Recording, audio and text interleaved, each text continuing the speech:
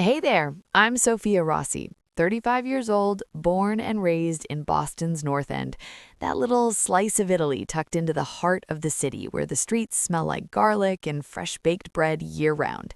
If you've never been, picture narrow brick roads, laundry hanging from fire escapes, old men playing bocce in the park, and saint statues on every other corner. It's the kind of neighborhood where everybody knows your name, your nana's Sunday gravy recipe, and exactly which cousin you're fighting with this week. We don't just live here, we're rooted here, generations deep. My family is classic Italian American. My parents, Tony and Maria Rossi, came over from Sicily in the late 70s with two suitcases and a dream. Dad started as a baker's apprentice on Hanover Street and eventually bought the place, Rossi's Pastry Shop, open since '84. You can't walk past without the smell of cannoli cream and espresso pulling you in. Mom raised four kids while working the counter and somehow still found time to make fresh pasta every weekend. I'm the only girl, sandwiched between three brothers, Vinny, the oldest, cop, married to Teresa, three boys, Marco, mechanic, married to Carla, twin girls, and Joey, the baby at 31, still figuring things out, living in mom's basement. Then there's me, married to Nick Moretti for 12 years now. Nick's a firefighter with Boston FD, Station 22, right in our neighborhood. Tall, olive skin, dark, wavy hair he keeps short because of the helmet, and these hazel eyes that crinkle when he smiles. We met when we were 16 at the Feast of San Antonio, me carrying a tray of arancini for my nana's booth, him trying to win a stuffed animal at one of the games. He knocked over the milk bottles, won a giant bear, and handed it to me like he'd planned it all along. We've been together ever since. Engaged at 21, married at 23 in St. Leonard's Church with 400 guests and enough food to feed half the city. We have two kids, Luca, 10, going on 17, already taller than most of the sixth graders and obsessed with baseball. He wants to play for the Red Sox one day, of course. And Isabella, Bella, 8 years old, quiet, artistic, always sketching in her little notebooks. She's got Nick's eyes and my mom's creative streak. We live in a triple-decker 2 blocks from my parents. Second and third floors are ours. First floor rented to my cousin Angela and her husband. Close, right? That's how it's supposed to be. Our life looks perfect on paper. Sunday dinners at mom and dad's are sacred. No excuses, no exceptions. We pile into their dining room, 25 people around a table that seats 12, passing platters of brochet, eggplant parm, homemade wine dad still makes in the basement. Christmas Eve is the Feast of Seven Fishes. Bacala, fried smelts, linguine with clams, the works. August means the San Antonio procession. We pin dollar bills to the saint's statue as it winds through the streets, brass bands playing, old ladies crying. Everybody marches, everybody donates, everybody belongs. Nick fits in like he was born into my family. His people are from the same tiny village in Sicily, some great-grandparent connection nobody can quite prove, but everybody claims. His mom and mine are best friends. His dad and mine play cards every Thursday. It's comfortable, familiar, safe. And for years, I loved it. I really did. But somewhere along the way, safe started feeling like stuck. I work part-time as a nurse at Massachusetts General, 3 12-hour shifts a week in the ER. I see everything. Heart attacks, car accidents, overdoses, new babies born in the ambulance bay, people fighting for their lives, taking risks, chasing dreams. Then I come home to the North End, where the biggest drama is whose turn it is to host Easter and whether Aunt Rita's lasagna has too much ricotta. I started feeling trapped. Not by Nick, he's amazing. Still kisses me goodbye every morning, still texts me from the station just to say he loves me, still looks at me across the room at family parties like I'm the only woman there. And the kids, they're my whole world. But the weight of it all, the constant family obligations, the expectation that I'll always be here, always put everyone else first, it's heavy. I love my parents, I love our traditions, but sometimes I lie awake at night wondering, is this it? Is this all I get to be? Sophia Moretti, wife, mother, daughter, nurse, always available for Sunday dinner, always the one organizing the cousins' baby showers, always the good Italian girl who stayed. A little over a year ago, I got offered something that felt like a lifeline. A travel nurse contract, 6 months in different cities across the country, California, Colorado, maybe even Hawaii. Good money, adventure, a chance to breathe outside these few square blocks. I brought it up to Nick one night, curled up on the couch after the kids were asleep. What if we did something crazy? I said. What if I took that travel position, just for a year, see new places, shake things up? He looked at me like I'd suggested selling the kids. Suf, come on. Your mom would lose her mind. And the kids, Luca's got Little League, Bella's first communion prep, my schedule's insane as it is. This is home. This is us. Home. That word started echoing in my head like a prison sentence. I dropped it, told myself I was being selfish, that I had a good life, better than most, that wanting more made me ungrateful. But the wanting didn't go away. It just went underground. Then, 3 months ago, everything I'd buried came rushing back up. It started with a letter. Plain, white envelope, no return address, postmarked Seattle. I found it mixed in with the usual bills and flyers when I got home from my shift. I almost tossed it as junk mail, but something made me open it. Inside was a single photograph. Me, 22 years old, standing on a beach in Santa Monica at sunset, wind in my hair, barefoot in the sand, with an arms around a guy who wasn't Nick, a guy I hadn't seen or spoken to in 13 years, a guy nobody, no one in my life even knew existed. On the back, in handwriting I didn't recognize, some traditions are meant to be broken. My hands started shaking so hard the photo blurred, because that summer, the summer I turned 22, the summer I was supposed to be finding myself after nursing school, wasn't the innocent backpacking trip I'd told everyone it was.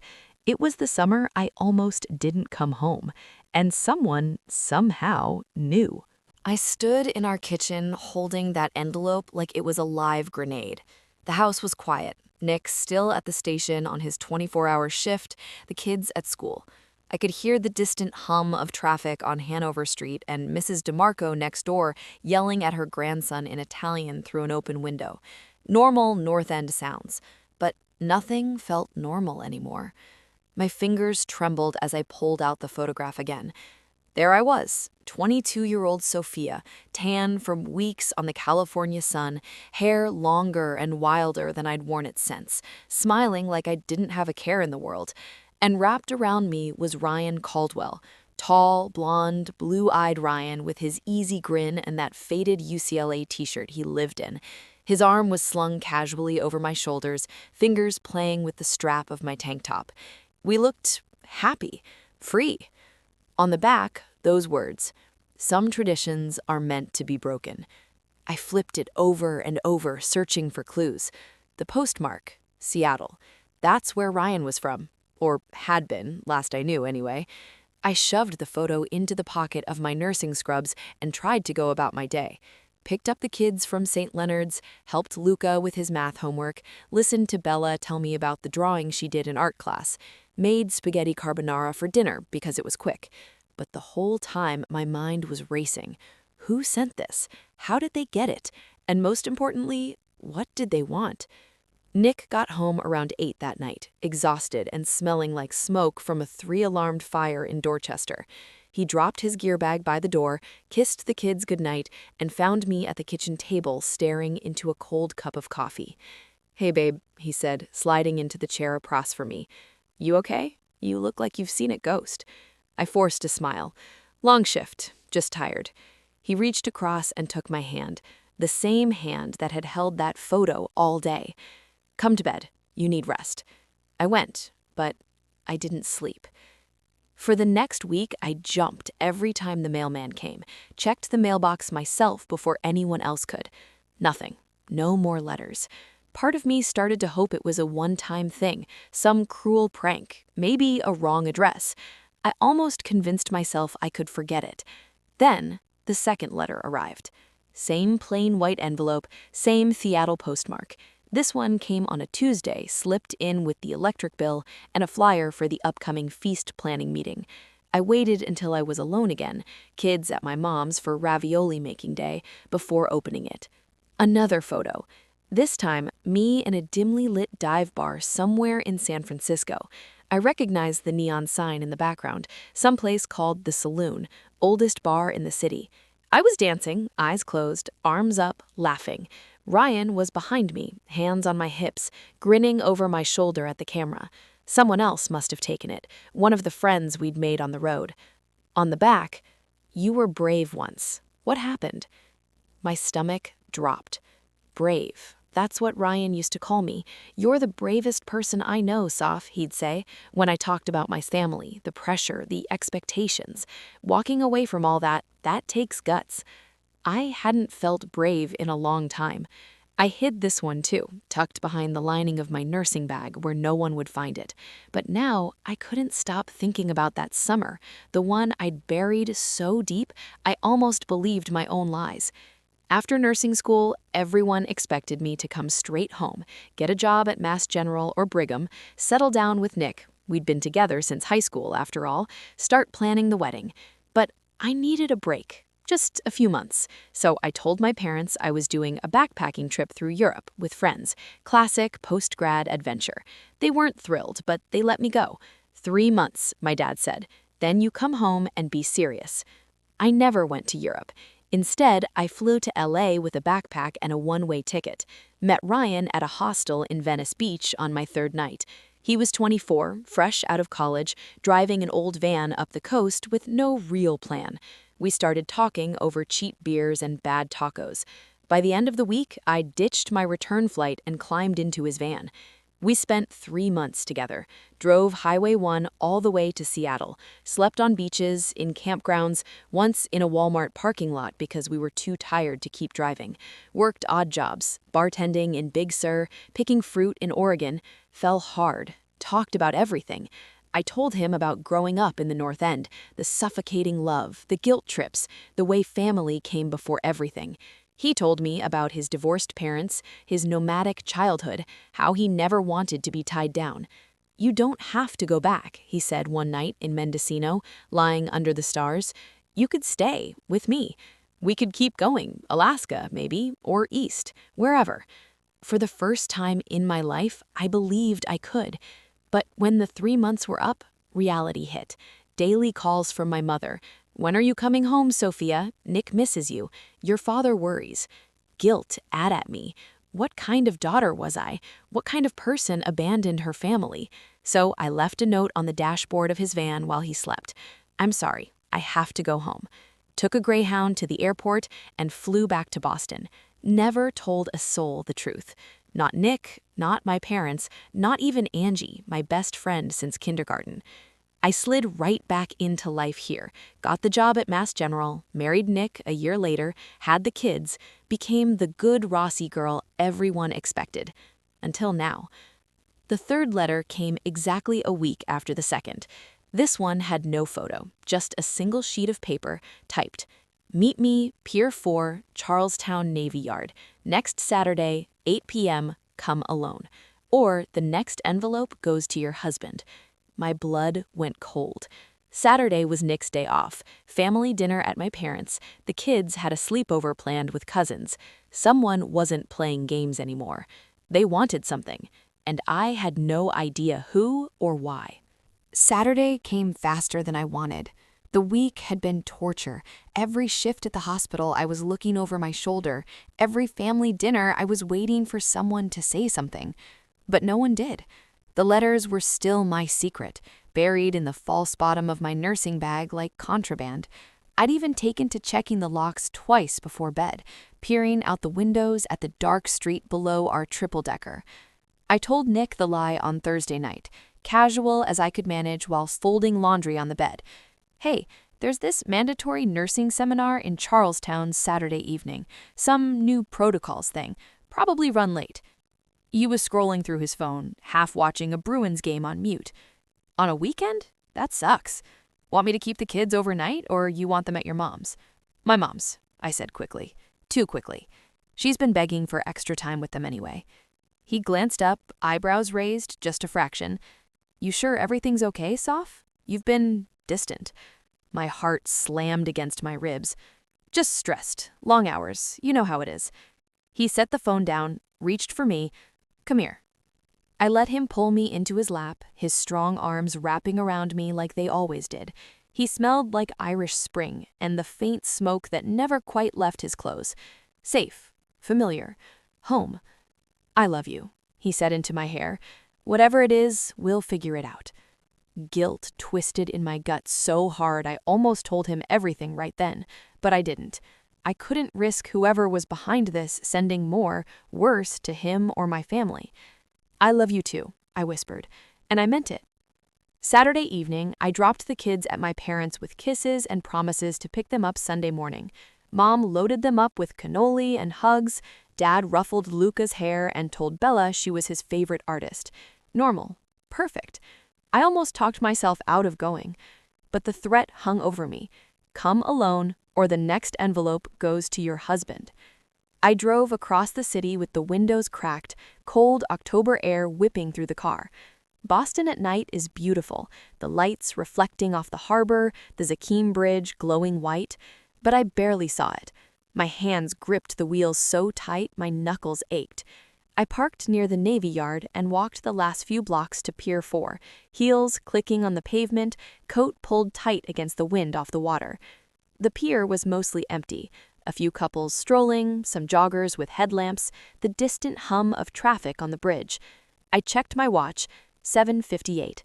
I positioned myself at the end, staring out at the dark water, the lights of East Boston twinkling across the harbor. My pulse was so loud I could hear it over the waves lapping against the pilings. 8:02. Footsteps behind me, slow, deliberate. I turned, and everything stopped. He looked older, lines around his eyes, gray threading through the blonde hair at his temples, a few more pounds in the shoulders. But it was him, unmistakably. Ryan Caldwell. He stopped a few feet away, hands in his pockets of a dark peacoat, breath fogging slightly in the cold. You came, he said quietly. His voice was deeper than I remembered, rougher around the edges. I couldn't find words. My mouth opened, but nothing came out. 13 years. 13 years since I'd left him that note and disappeared. He gave a small, sad smile. Hey, Soph. What are you doing here? I finally managed.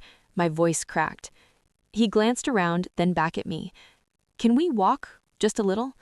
I should have said no, should have demanded answers right there, but my legs moved on their own, falling into step beside him as we started down the pier. I'm not here to ruin your life. I swear, that's not why I sent the letters.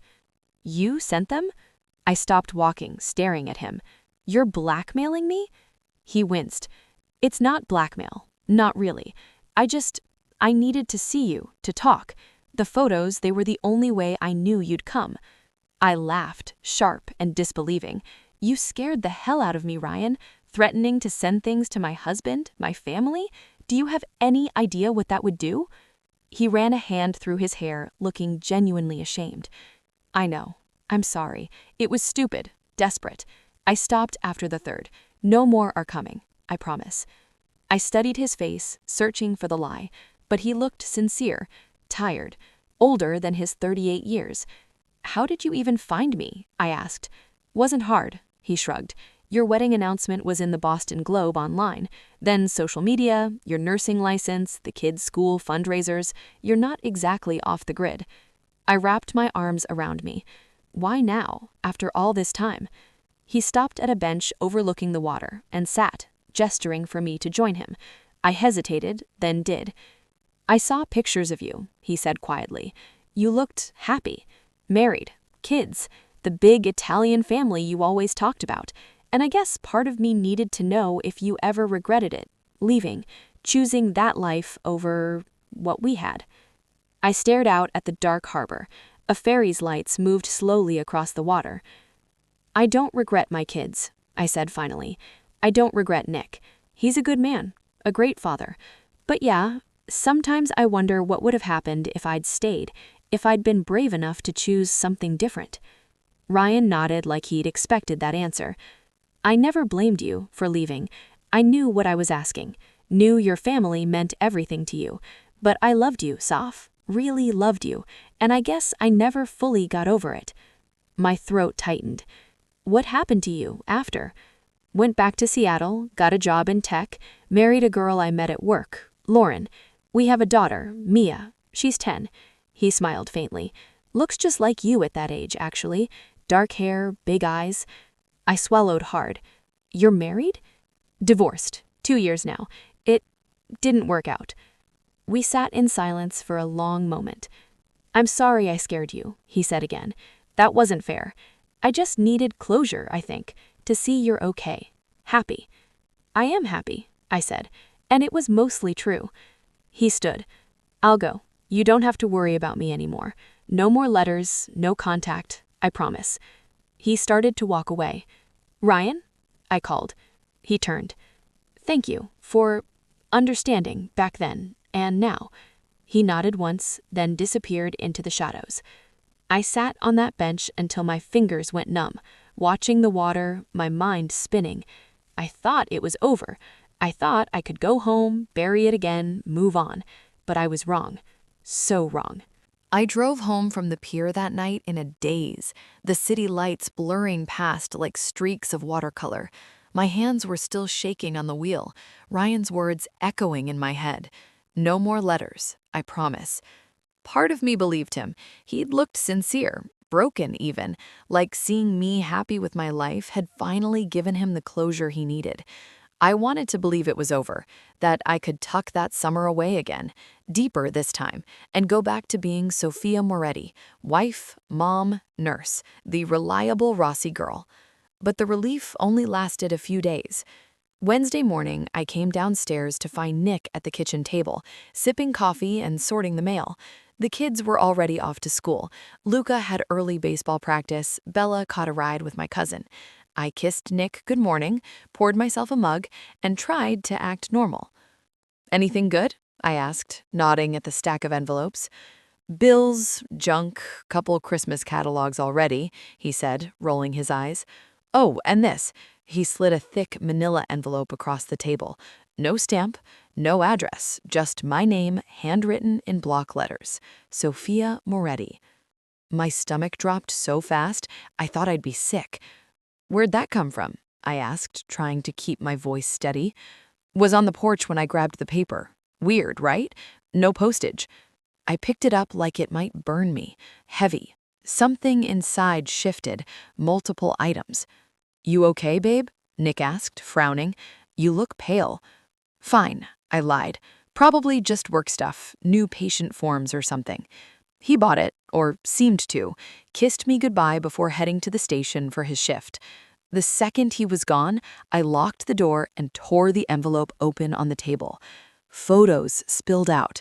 Dozens of them. Me and Ryan on the beach in Santa Monica. Us hiking in Big Sur, arms around each other. A blurry one from a bonfire in Oregon, me laughing with my head on his shoulder. More intimate ones, us kissing in the van, my hand on his chest, his fingers tangled in my hair. There was even a scan of a journal entry I'd written that summer. I don't know if I can go back. This feels like living for the first time. Ryan makes me believe I deserve more than just duty. And the letters, handwritten notes I'd left for him on motel nightstands. Meet you at the diner. Don't eat all the pancakes. Love, S. My hands shook so badly, the photos scattered. This wasn't Ryan. He'd promised. And these were things he couldn't have. My journal had come home with me. I'd burned it years ago, or so I thought. Someone else had these.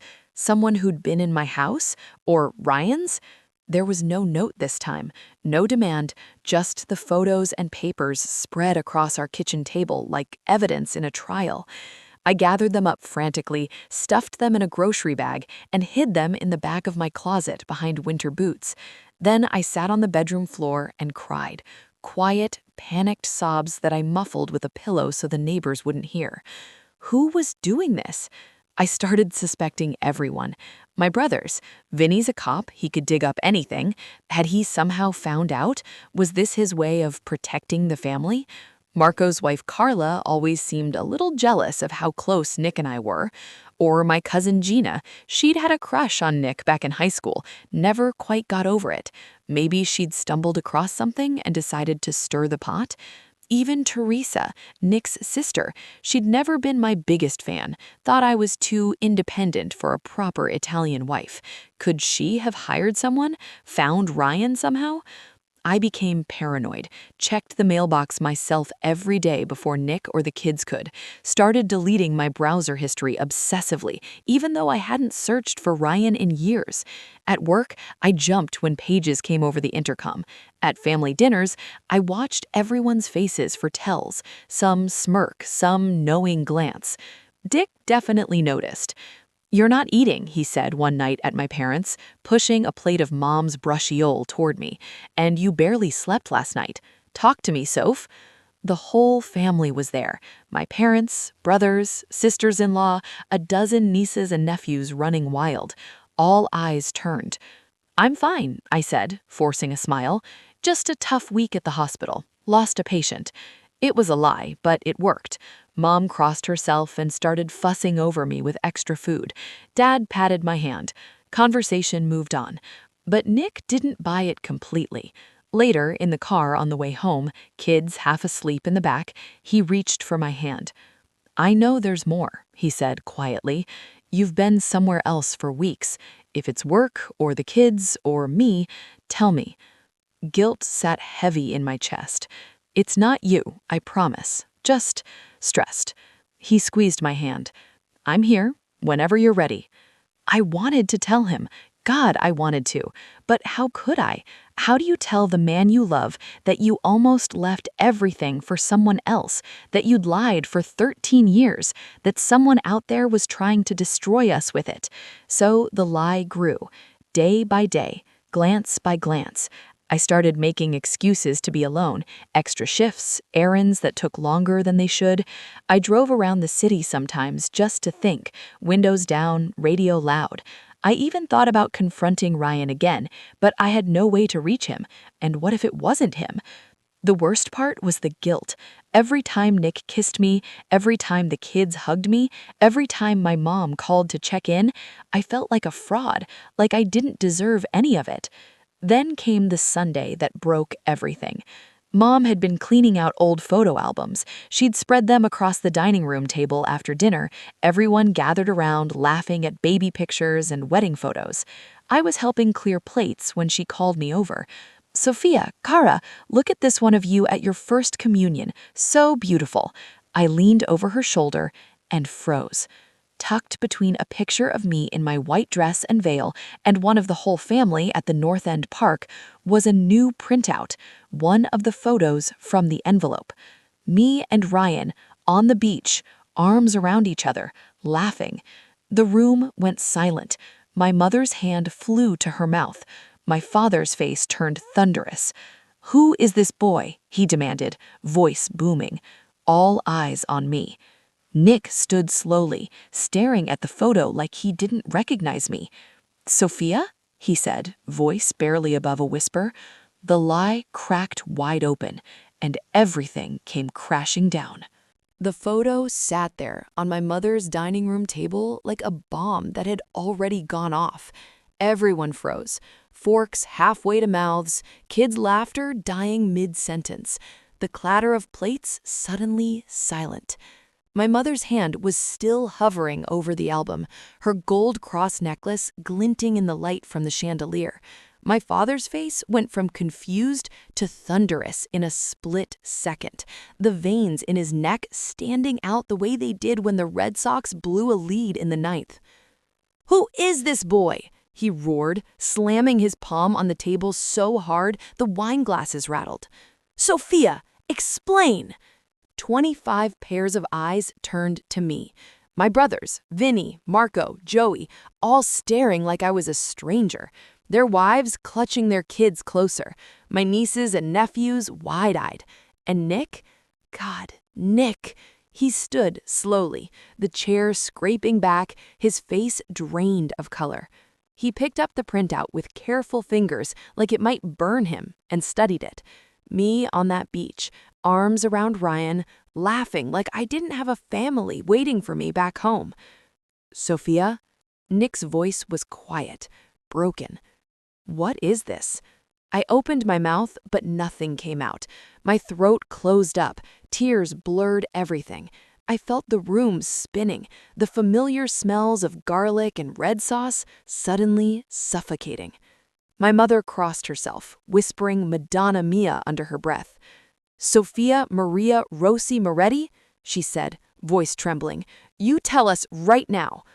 The words tumbled out in fragments, sobs choking me, hands shaking as I tried to wipe my face.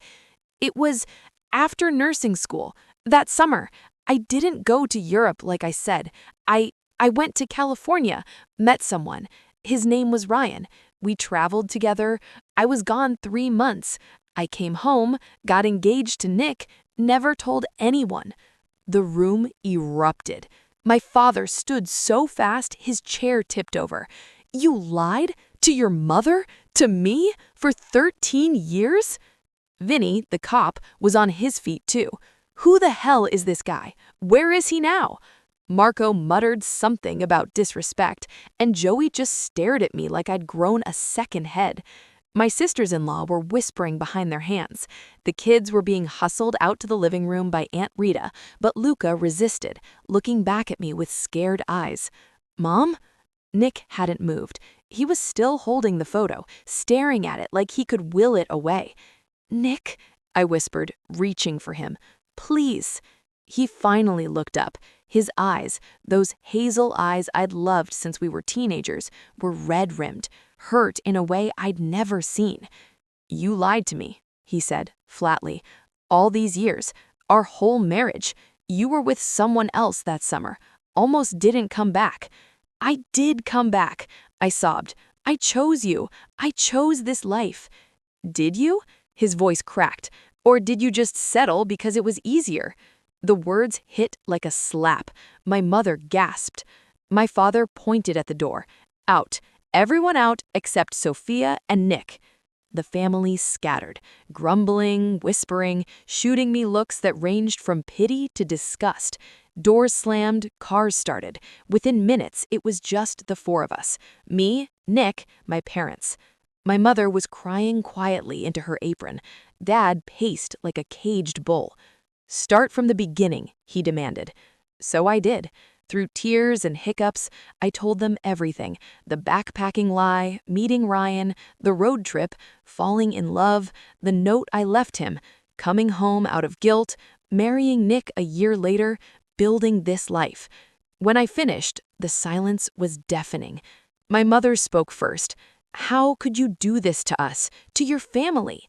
I was 22, scared, confused. I thought I was doing the right thing. Dad stopped pacing. And this photo? How did it get here? That's the worst part.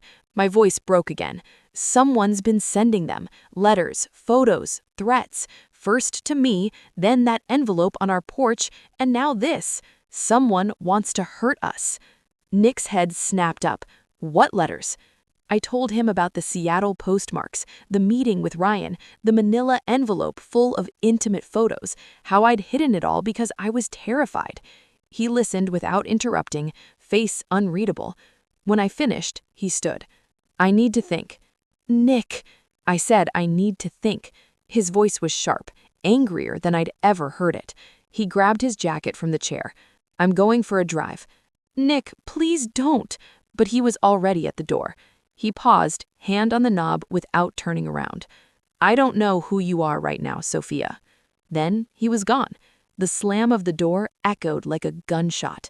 My mother collapsed into a chair, sobbing.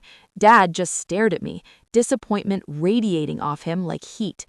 You've shamed this family, he said quietly.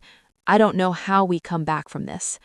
I left their house in a fog, driving aimlessly through the North End streets I'd known my whole life, past the bakery, the church, the park where Nick and I had our first kiss.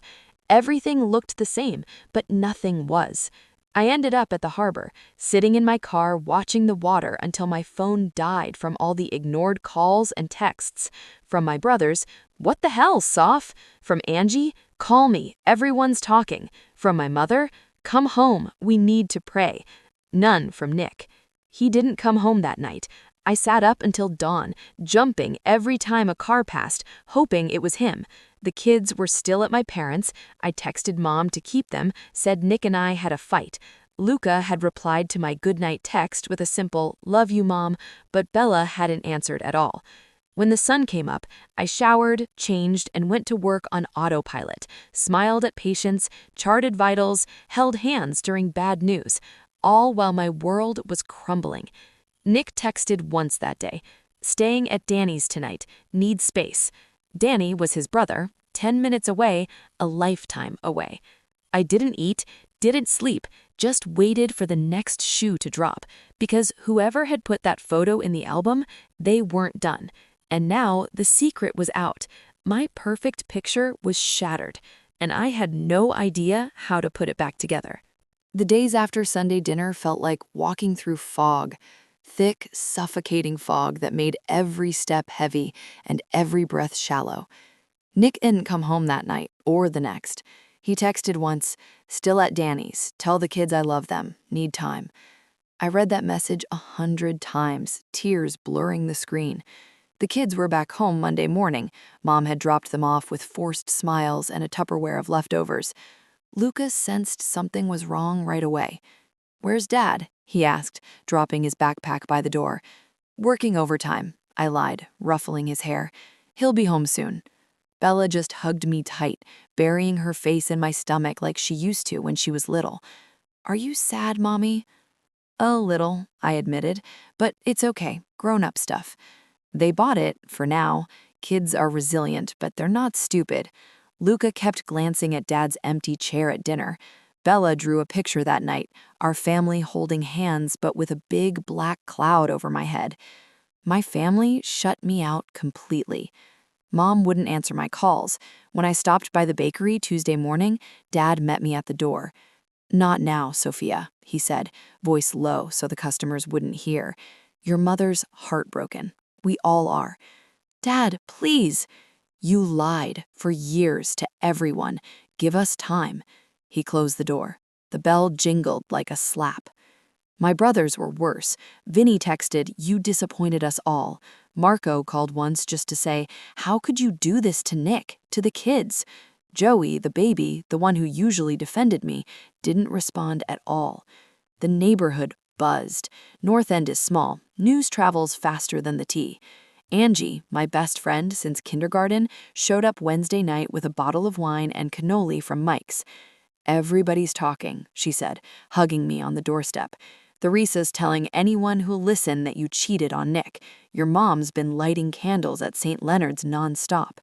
I broke down in her arms, told her everything. The summer, Ryan, the letters, the envelope, the photo in the album. She listened without judging, rubbing my back like we were kids again. "Who do you think's behind it?" she asked. "I don't know anymore.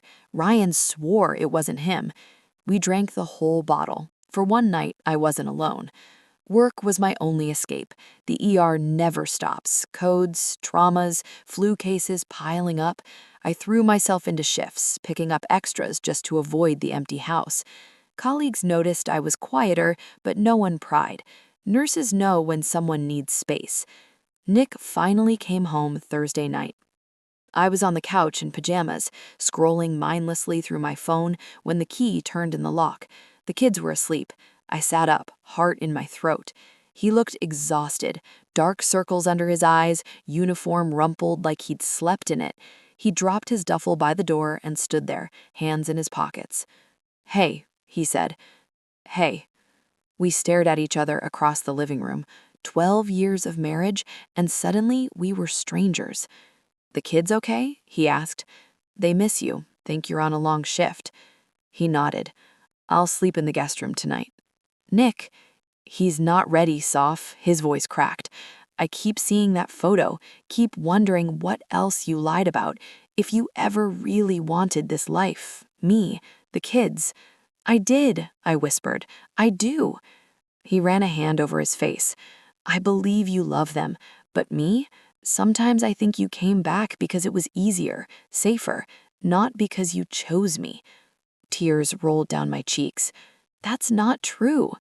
Isn't it? He looked at me, eyes red. You've been pulling away for years. The travel nursing thing, the way you get quiet at family stuff. I thought it was just stress, but now I don't know what to think. He went upstairs without another word. I heard the guest room door close softly. We existed like ghosts after that. Polite in front of the kids, morning coffee, school drop-offs, how was your day? But no touches, no kisses goodbye, no falling asleep tangled together like we used to. The kids felt it. Luca started acting out at school. Bella stopped drawing. My parents finally called Sunday, a week after the blow-up. Mom's voice was thick with tears. Come to dinner. We need to talk as a family. I went, alone. Nick stayed with the kids, said he wasn't ready to face everyone. The table was quieter than I'd ever seen it. No laughing kids, no overlapping conversations, just my parents, brothers, and me. Dad spoke first. We've prayed about this, talked. Your mother and I, we're hurt deeply, but you're our daughter. We love you. Mom reached for my hand.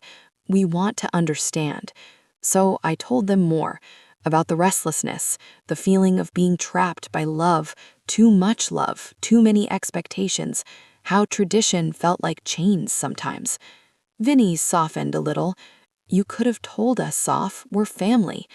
I was ashamed, scared of letting you down. Dad nodded slowly.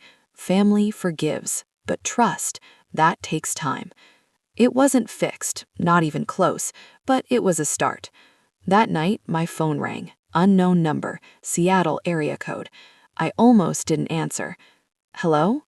Sophia, it's Ryan. My breath caught. Ryan, how did you... I heard what happened, he said quietly, through a mutual friend from back then who still follows you on Facebook. The family dinner, the photo. I'm so sorry. It wasn't you? No, God, no. I told you, I'd never. Then who? A long pause. I think I know, he said, and you're not going to like it. My hand tightened on the phone. Tell me. He exhaled. After you left, I kept everything. The photos, your journal, letters. When I got married, Lauren, my ex, she found them. Never got over it. Thought I was still in love with you. We fought about it for years. Ice ran through my veins. She's the one, he said. She's been sending the letters, the envelope, slipped the photo into your mom's album. She was in Boston last month for a work conference, stayed near your neighborhood. I confronted her after I heard what happened. She admitted it. I sank onto the couch, head in my hands. She wanted to hurt you, he said, or me, or both of us. I'm sorry, Soph. I'll make her stop. Get a lawyer if I have to.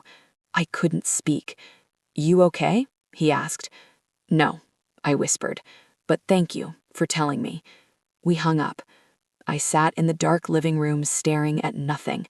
The truth was out, the damage was done, and now I had to figure out how to fix what was left, if anything was. I sat on the couch long after hanging up with Ryan, the phone still warm in my hand, the dark living room pressing in around me. Lauren, his ex-wife, a woman I'd never met, never even known existed, had been the one tearing my life apart. She dug through old boxes, found my ghosts, and decided to weaponize them, all because Ryan couldn't fully let go of a summer fling from 13 years ago. It was insane, twisted, and somehow it made perfect sense. I didn't sleep that night. Just paced the house, checking on the kids every hour, staring at Nick's closed guest room door. Part of me wanted to wake him, spill everything, Ryan's call, Lauren's confession. But it was after midnight, and what would I say? Hey, the person destroying us is some stranger from Seattle who's jealous of a relationship that ended before we even got engaged? It sounded ridiculous, pathetic. Morning came gray and cold. Nick was up early, making coffee like nothing had changed. The kids thundered downstairs, excited for pancakes. We moved around each other carefully, passing the syrup, pouring orange juice, forcing smiles for Luca and Bella. Normal family breakfast, except Nick's eyes barely met mine, and when his hand brushed mine reaching for the butter, he pulled back like I'd burned him. After dropping the kids at school, I called in sick to work. First time in years. Then I phoned Ryan back. "Tell me everything," I said the second he answered. He sighed, voice heavy with guilt. "Lauren and I split 2 years ago. It was ugly. She always knew about you. Found an old photo once, early in our marriage. I told her it was nothing, ancient history, but she never believed me. Said I compared her to you, that I lit up whenever your name came up in conversation." I closed my eyes, leaning against the kitchen counter. "When the divorce started, she got vicious," he said. "Hired a private investigator to dig into my past. Found more stuff, your old address from something I'd kept, social media trails. She pieced together your life, saw you were married, happy, kids, the big family, and I guess it broke something in her. So she decided to break me? I think she wanted me to hurt, wanted to prove I'd never gotten over you. When she was in Boston last month for a tech conference, she mailed the letters from Seattle first, had a friend do it, probably, dropped the envelope on your porch herself. And the photo in the album, she told me she sweet-talked your mom at the bakery one day, said she was an old friend from nursing school, offered to help carry boxes when your mom mentioned cleaning out photos, slipped it in then. I felt sick. My mother, trusting, welcoming, had let this woman into our home. "I confronted her last night," Ryan said, "after I heard about the dinner. She cried, said she regretted it, that it got out of hand. I told her if she ever contacts you again, if anything else shows up, I'm going to the police, restraining order, whatever it takes." "Is that enough?" I asked, voice small. "I hope so. She's scared now, knows she crossed a line into a legal territory, harassment, stalking, maybe." We were quiet for a minute. "I'm so sorry, Sophia," he said finally. "This is my fault. If I'd thrown everything away years ago—" "It's not your fault," I cut in. "You didn't do this. She did." But part of me wondered, if Ryan had let go completely, would Lauren have fixated like this? "I'll send you her info," he said. "Address, phone, in case you need it for police or a lawyer. And if you want me to fly out, talk to your husband—" "No," I said quickly. "Stay away, please, for everyone's sake." He agreed. We hung up. I forwarded Lauren's contact info to my email, then sat at the kitchen table and cried. Quiet, shoulders-shaking sobs that left me drained. Nick came home that afternoon between shifts, found me still at the table, eyes red, coffee cold. "What happened?" he asked, voice sharp with worry, first real emotion he'd shown me in days. I told him everything, Ryan's call, Lauren's confession, how she'd orchestrated the whole thing. He listened without interrupting, face hardening as the story went on. When I finished, he exhaled slowly. "Jesus Christ. I know. So it wasn't even about you," he said. "Not really. Some bitter ex hundreds of miles away deciding to play God with our lives." I nodded. He rubbed his jaw, staring out the window. "I've been an asshole this week, shutting you out, sleeping in the guest room. I was so hurt, Soph. That photo, hearing you lied all those years, I felt like our whole marriage was built on sand." "I'm sorry," I whispered. "I should have told you, from the beginning." "Yeah," he said, "you should have. But I get why you didn't. The guilt, the fear of losing everyone. This neighborhood, this family, they don't exactly make it easy to be different." I looked at him, surprised. He continued, "I've seen it. The way you light up when we talk about vacations far away.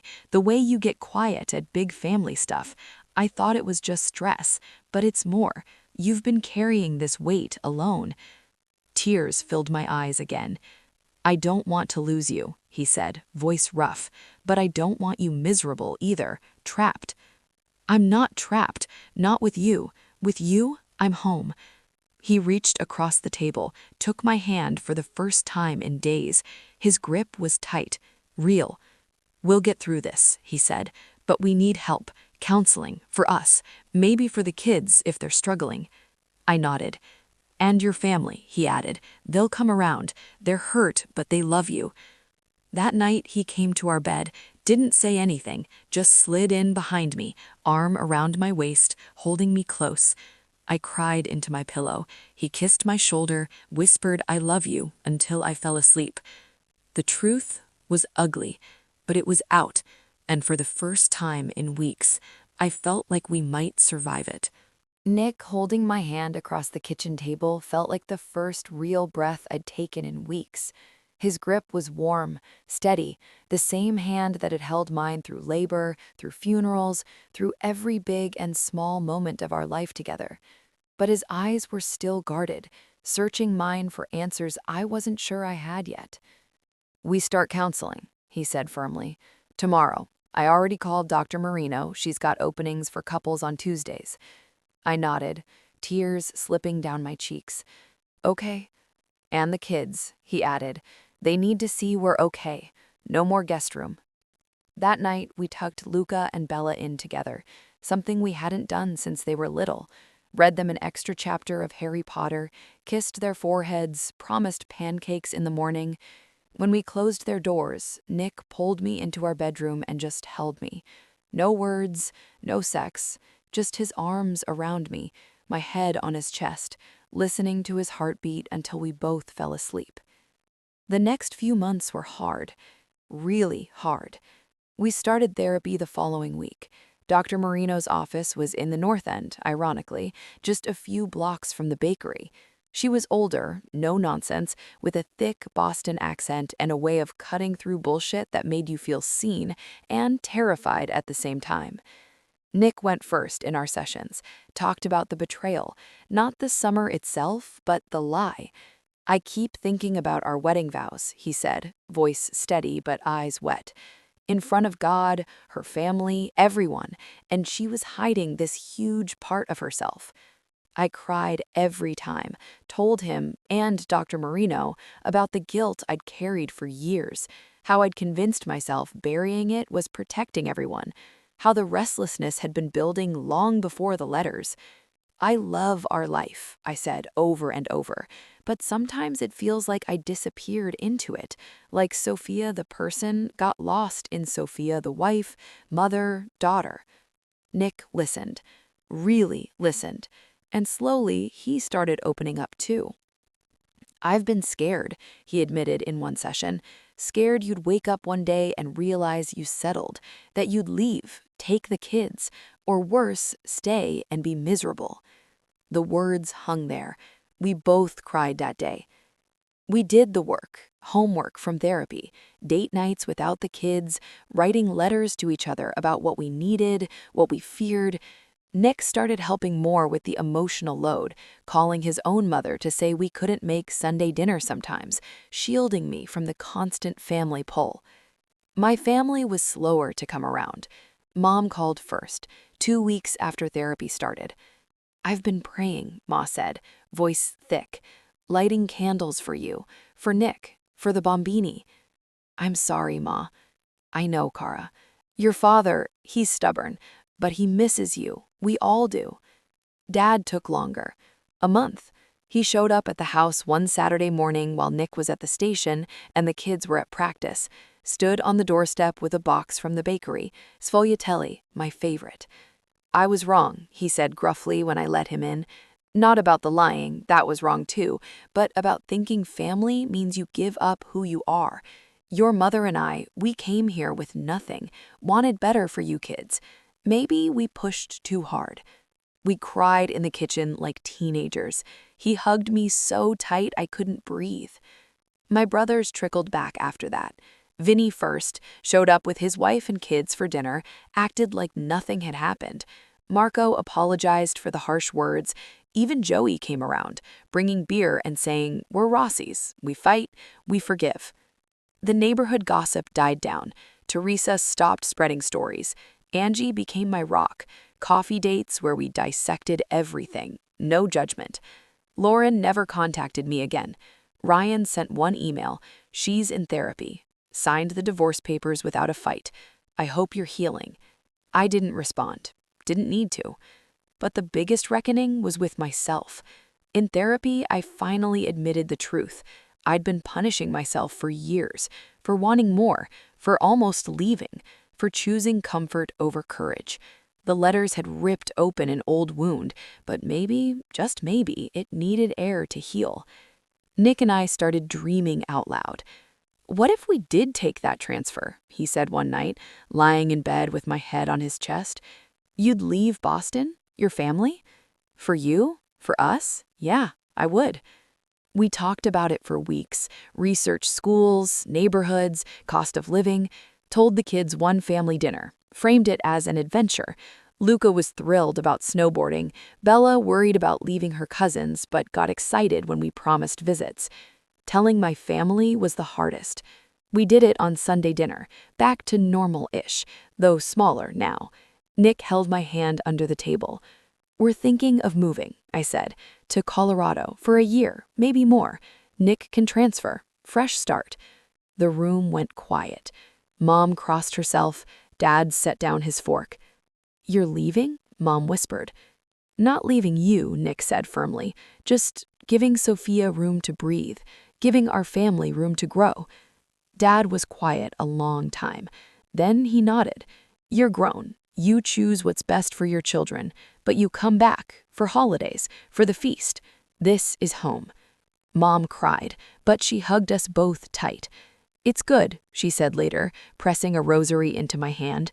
"You're brave, Sophia, like I never was." We put the house on the market in spring. Nick got the transfer approved. I gave notice at work, started applying for nursing jobs in Denver. The night before we left, house packed, movers coming at dawn, Nick and I sat on the back steps with a bottle of wine, looking at the tiny yard we'd barbecued in 1,000 times. "You scared?" he asked. "Terrified," I admitted. "Me too." He kissed me slow, deep, the way he did when we were teenagers, sneaking out.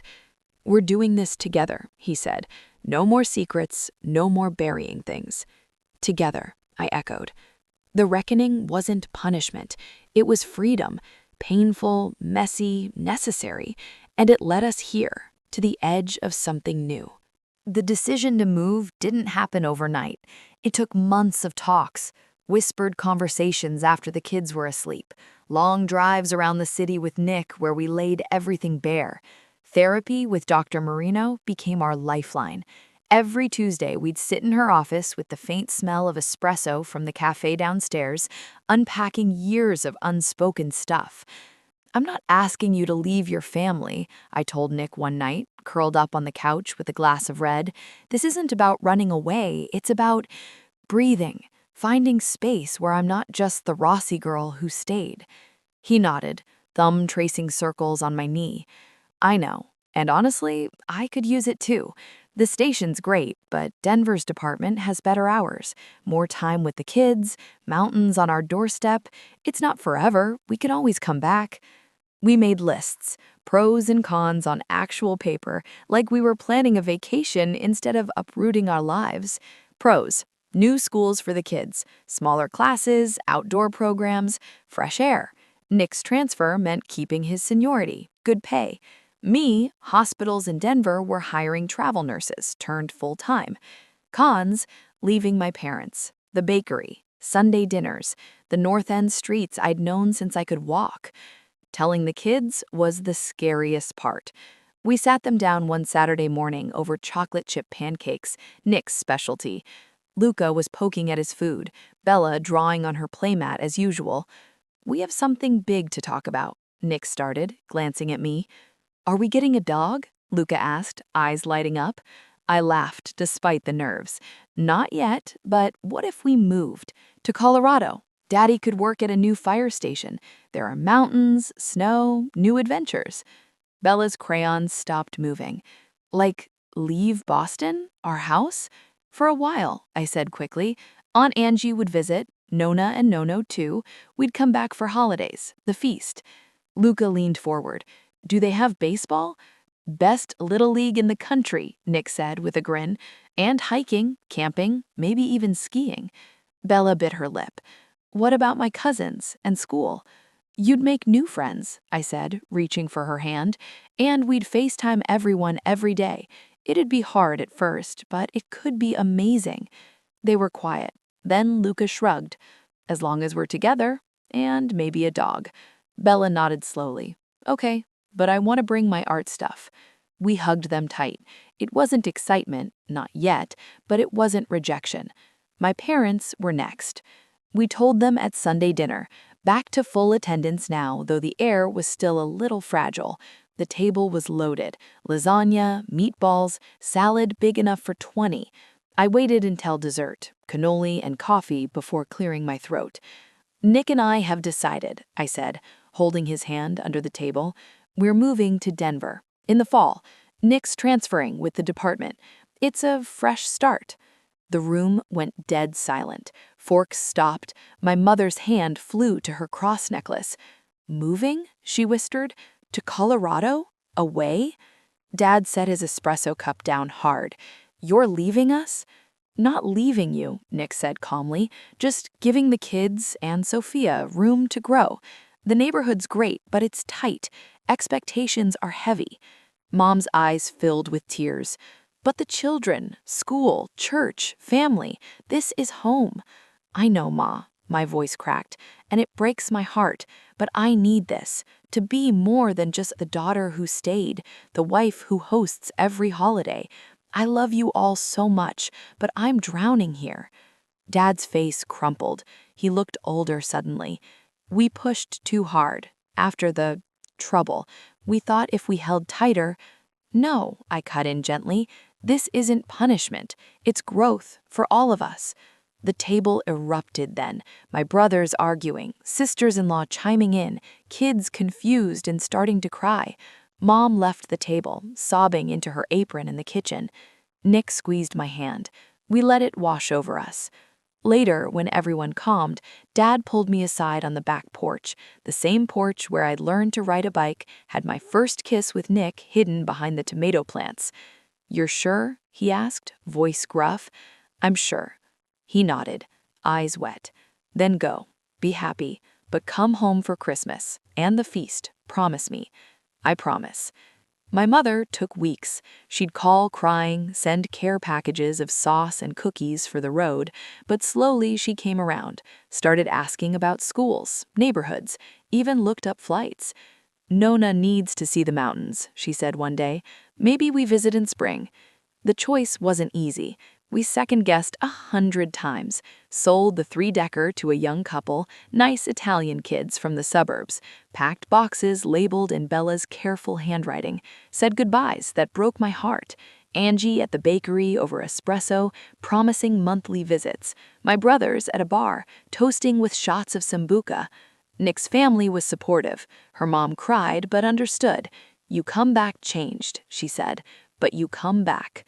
We flew out in September. The kids pressed their faces to the airplane window as Boston disappeared below. I held Nick's hand, tears streaming. You okay? He whispered. Scared, I admitted. Me too. Denver welcomed us with blue skies and crisp air that smelled like pine. Our new house was smaller, a ranch with a big yard, view of the foothills.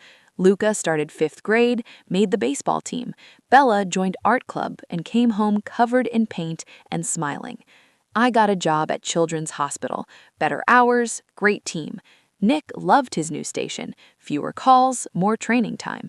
We built new traditions. Sunday gravy, just the 4 of us. FaceTiming my parents so Dad could critique the sauce.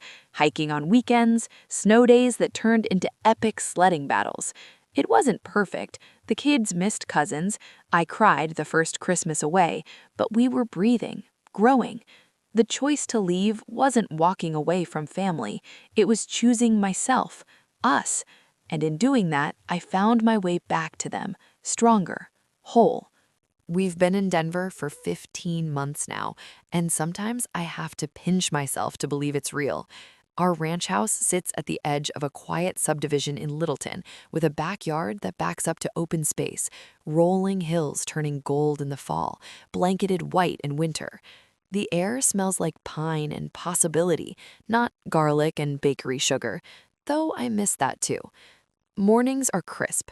I sip coffee on the deck, watching the sun rise over the foothills, while Nick laces up for his shift and the kids argue over who gets the last blueberry muffin. Life here is different, slower in some ways, faster in others. No more triple-decker with cousins thundering up and down the stairs, no more running into someone I know at every corner market. But there's space, physical and emotional, that I didn't even know I was craving until I had it. Luca's thriving. 11th birthday last month. He's taller than me now, all legs and Red Sox cap, even though he's secretly rooting for the Rockies too. Little League here is serious business. He made the travel team and spends weekends at tournaments, Nick coaching from the dugout with the other dads. Bella's 9 going on 19, deep into her art phase. Murals on her bedroom walls, we let her paint one herself. Sketchbooks full of mountains and wildflowers.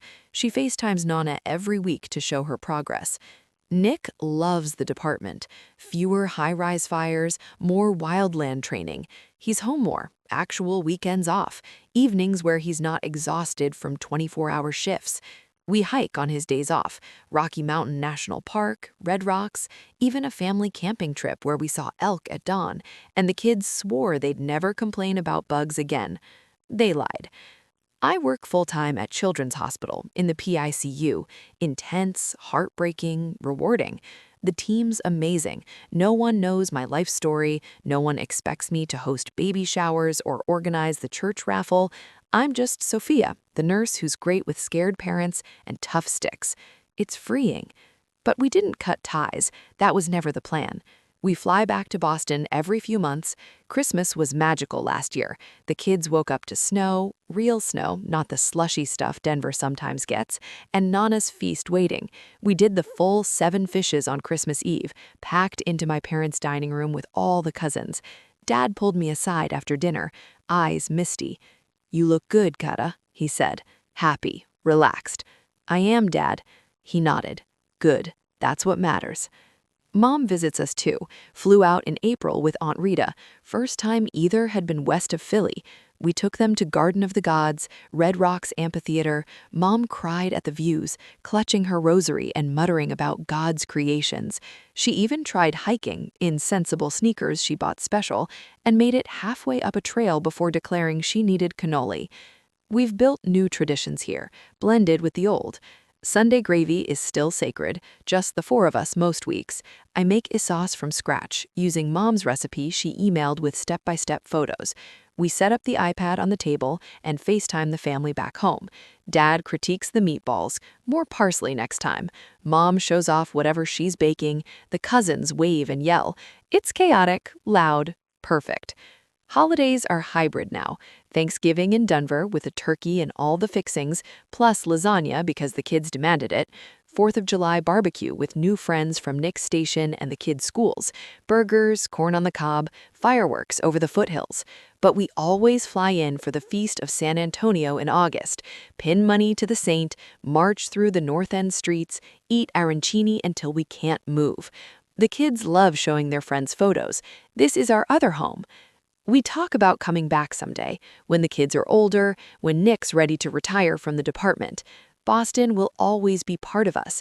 The accent sneaks out when I'm tired. Luca says wicked without thinking. Bella asks for grinders at cookouts. But for now, this is where we're growing. Therapy didn't stop when we moved. We found a counselor here, continue the work. Nick and I check in monthly, make sure we're communicating, not sliding back into old patterns. The kids see a family therapist too, helped with the transition. They're okay, better than okay. I heard from Ryan once more, an email last spring. Hope you're well. Mia's playing soccer now. No need to reply. I didn't. Closure's a funny thing. Sometimes it's just knowing everyone's moved on. Lauren never surfaced again. Peace, finally. Looking back, I wouldn't change it. Not the summer with Ryan, not the lies, though I wish I'd been braver sooner. Not the letters, the pain, the reckoning. because it all led here, to this life where I'm not just surviving tradition, I'm shaping it. We're building something new, a family that honors where we came from without being chained to it. The kids get the best of both worlds, Nana's ravioli and Rocky Mountain adventures, roots and wings. And me? I wake up without that tight chest anymore. I hike with Nick and feel the wind, not the weight. I laugh with my kids and know I'm present, fully here. Traditions shaped me, but they don't define me. Not anymore. I'm Sophia Moretti, nurse, wife, mother, daughter, and for the first time, that feels like enough. More than enough. It feels like everything.